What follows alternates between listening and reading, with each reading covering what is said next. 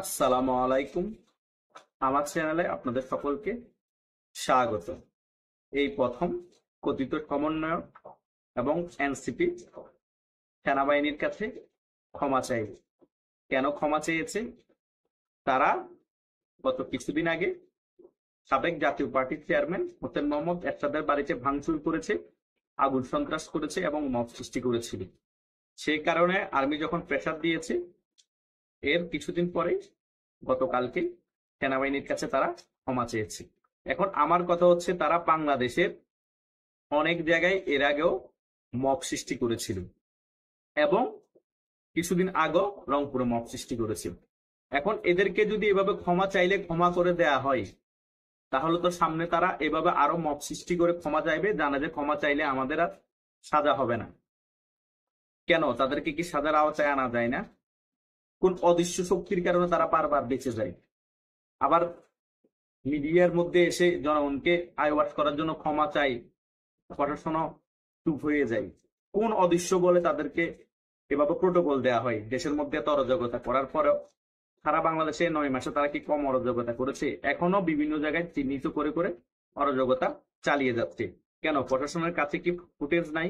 কারা কারা এসব কার্যক্রম করেছে, কারা কারা গিয়ে আগুন লাগিয়েছে, কারা কারা গিয়ে ঘর বাড়ি ভেঙেছে, লুটপাট করেছে, সকল কিছুর ফুটেজ আছে। তাদেরকে আইনের আওতায় আনলে সমস্যা কোথায়? অপরাধী অপরাধ করে যদি ক্ষমা চেয়ে পার পেয়ে যায়, তাহলে অপরাধীর অপরাধ প্রবণতা আরো বেড়ে যায়। দেশের মধ্যে কি তখন অপরাধ প্রবণতা কমাতে পারবে সরকার? আইন শৃঙ্খলা বাহিনী, সেনাবাহিনী? কখনোই সম্ভব না। সেনাবাহিনীকে, আইন শৃঙ্খলা বাহিনীকে ফ্রিডমলি কাজ করতে দিতে হবে এবং এসব মব সন্ত্রাসকে কঠোরভাবে দমন করতে হবে। শুধু ঠেলা দিয়ে, একটু ব্রিফ দিয়ে, ভয় দেখিয়ে ছেড়ে দিলে হবে না। ক্ষমা একবার করা যায়, 2বার করা যায়, তাও এত বড় ক্ষমা প্রথমবারও করা যায় না।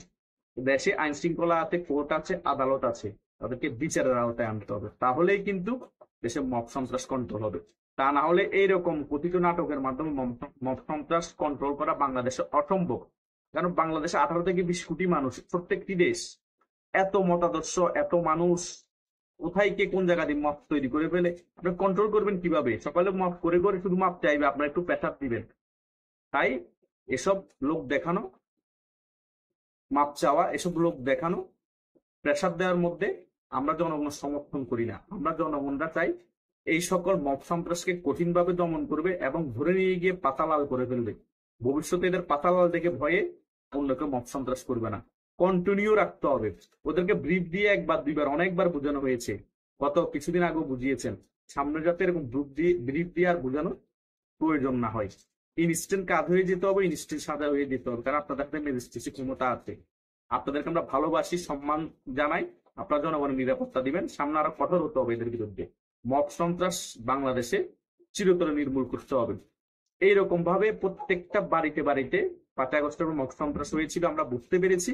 তখন একটা ক্ষোভ ছিল জনগণের, কিন্তু 8-9 মাস পরও যখন এসব কার্যকলাপ করতেছে হচ্ছে, তার মানে তারা আসলে সন্ত্রাস, তারা আসলে মবকারী, তারা কোনো ভালো ঘরের সন্তান হতে পারে না। এটাই হচ্ছে বাস্তব কথা। এদেরকে ক্ষমা না, এদেরকে সাজা দিতে হবে এবং আইনের আওতায় এনে তাদেরকে সাজা দিতে হবে। আপনারা জনগণ হাতে তুলে দেওয়ার কোনো প্রয়োজন নেই, এদেরকে আইনে বিচার করা হবে। আপনারা আপনাদের সেনাবাহিনী যারা আছেন, তারা এদেরকে ধরে নিয়ে গিয়ে 2-3বার বাড়াম চালান। ওই 5 আগস্ট অনেক জায়গায় যেভাবে দিয়েছেন, এভাবে দিলে, ডাকাতকে যেভাবে দিয়েছিলেন, একদম সকলে সোজা হয়ে যাবে। কারণ আর্মির বাড়াম চালান যে খাইছে, কে বুঝে কত দিনে কত চাল, সাজা ইনস্ট্যান্টই হয়ে যাবে। কারণ 6 মাস বসে টয়লেট করতে পারে না। এটাই হচ্ছে বাস্তবতা। সামনে এই ধরনের পদক্ষেপ আমরা সেনাবাহিনীর কাছে যাচ্ছি, যতদিন ম্যাজিস্ট্রেসি ক্ষমতা আছে। ক্ষমা হবে না এসব মব সন্ত্রাসী দেশটি। এটাই আমাদের চাওয়া জনগণ। ধন্যবাদ সকলকে।